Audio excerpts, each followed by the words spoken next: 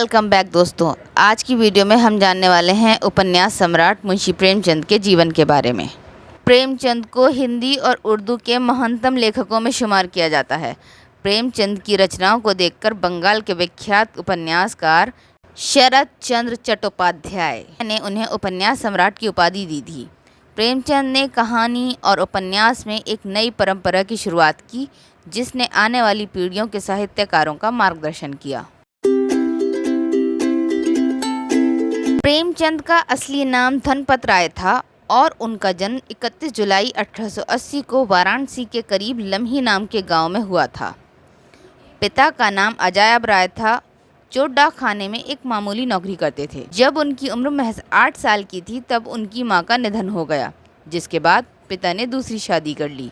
15 साल की उम्र में पिता ने उनकी शादी उम्र में बड़ी लड़की से करा दी। शादी के 1 साल बाद पिता का निधन हो गया और सिर्फ 16 साल की उम्र में उन पर सारे परिवार की जिम्मेदारी आ गई।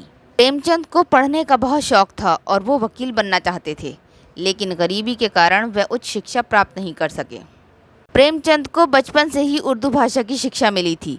हिंदी साहित्य के इतिहासकारों की माने तो उन्हें उपन्यास पढ़ने का इतना शौक था कि बुक सेलर की दुकान पर बैठकर ही उन्होंने दुकान के सारे उपन्यास पढ़ लिए और 2-3 साल में सैकड़ों उपन्यास पढ़ डाले। 13 साल की उम्र से ही उन्होंने लिखना शुरू कर दिया था। शुरुआत में कुछ नाटक लिखे, बाद में उर्दू में उपन्यास लिखा। इस तरह उनका साहित्यिक सफ़र शुरू हुआ। आर्थिक तंगी और पारिवारिक समस्याओं के कारण उनकी पत्नी मायके चली गईं और फिर कभी नहीं लौटी। वे उस समय के सामाजिक आंदोलन आर्य समाज से प्रभावित रहे। प्रेमचंद विधवा विवाह का समर्थन करते थे और इसीलिए 1906 में उन्होंने दूसरा विवाह बाल विधवा शिवरानी देवी से किया। इसके बाद हालात कुछ बेहतर हुए और अध्यापक से प्रमोशन होकर वे स्कूल के डिप्टी इंस्पेक्टर बने। इसी दौरान उनकी 5 कहानियों का संग्रह सौज़े वतन छपा, जो बहुत लोकप्रिय हुआ। प्रेमचंद उस समय के समाज और अंग्रेज़ी शासन के बारे में लिख रहे थे। उन्होंने जनता के शोषण, दुख दर्द और उत्पीड़न को बहुत बारीकी से महसूस किया और उसके बारे में लिखा, लेकिन अंग्रेज़ी हुकूमत को यह गवारा न हुआ। 1910 में उनकी रचना सौज़े वतन के लिए हमीरपुर के जिला कलेक्टर ने उन्हें तलब किया और उन पर जनता को भड़काने का आरोप लगाया। उनकी आंखों के सामने ही सौज़े वतन की सभी प्रतियां जला दी गईं और उन्हें बिना अनुमति के लिखने पर पाबंदी लगा दी।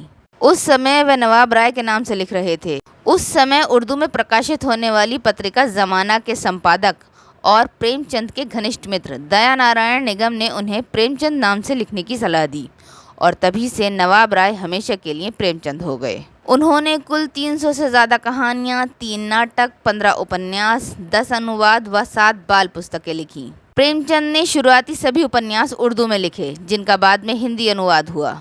1918 में आया सेवा सदन उनका हिंदी में लिखा पहला उपन्यास था, जिसे उन्होंने पहले बाज़ार हुस्न नाम से उर्दू में लिखा था।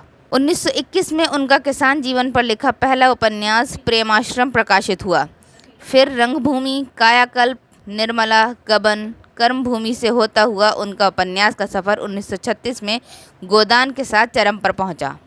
प्रेमचंद के सभी उपन्यासों में गोदान सबसे ज़्यादा मशहूर हुआ। जीवन के आखिरी दिनों में वे उपन्यास मंगलसूत्र लिख रहे थे, जिसे वे पूरा नहीं कर सके। लंबी बीमारी के चलते 8 अक्टूबर 1936 को उपन्यास सम्राट व हिंदी साहित्य में मील का पत्थर की हैसियत रखने वाले प्रेमचंद ने अंतिम सांस ली।